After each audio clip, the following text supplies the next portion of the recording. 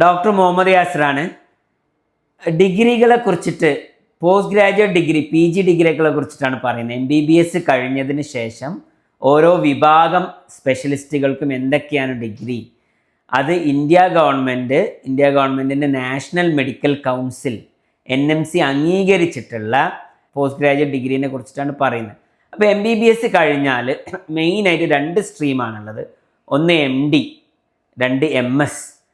ഓപ്പറേഷനൊക്കെ വരുന്ന വിഭാഗമാണ് MS degree. അതല്ലാതെ മരുന്നുകൾ കൊണ്ട് മാത്രം ചികിത്സിക്കുന്ന പൊതുവെള്ളാണ് MD ഡിഗ്രി. ഓക്കെ, അപ്പോൾ MD ഡിഗ്രി അനേകം MD ഡിഗ്രി ഉണ്ട്. MD അനാട്ടമി മുതൽ ശരീരശാസ്ത്രം, MD ഫിസിയോളജി മുതൽ അനേകമുണ്ട്.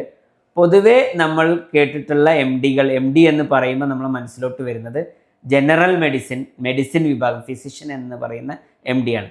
അതേസമയം പീഡിയാട്രിക്സ് കുട്ടികളുടെ വിഭാഗം MD ഉണ്ട്, സ്കിന്നിൻ്റെ വിഭാഗം MD ആണ്. ഇതിൻ്റെയൊക്കെ ഡിഗ്രി MD ആണ്. അതൊക്കെ MD കഴിഞ്ഞിട്ട് ബ്രാക്കറ്റിൽ ഉണ്ടാവും.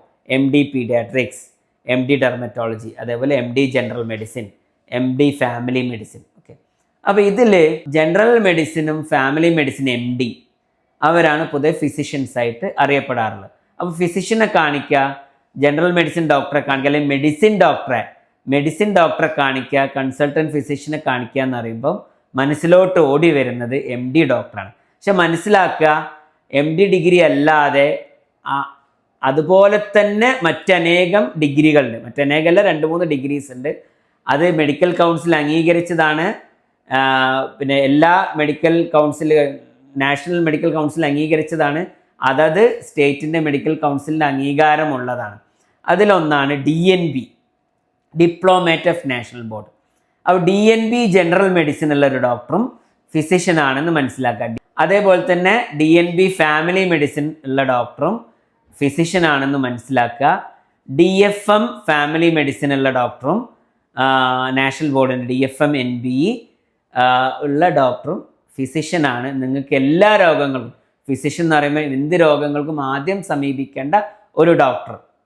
ഓക്കെ, മുമ്പൊക്കെ MBBS ഡോക്ടർമാരായിരുന്നു അത് നോക്കിയിട്ടുണ്ടായിരുന്നു. ഇന്നും വളരെ തഴക്കവും പഴക്കവും ചെന്ന MBBS ഡോക്ടർമാർ, കുടുംബ ഡോക്ടർമാർ എല്ലാം നോക്കുന്ന ഡോക്ടർമാരുണ്ട്. അവരെ സമീപിക്കാവുന്നതാണ്.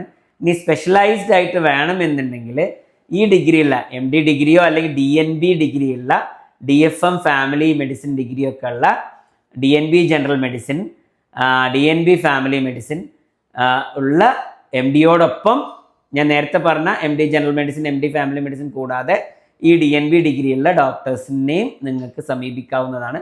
അവരും ഫിസിഷ്യൻസ് ആണെന്ന് മനസ്സിലാക്കുക. ഈ ഒരു മെസ്സേജ് പരമാവധി ആളുകളിലേക്ക് എത്തിക്കുകയും ചെയ്യുക. Okay, thank you.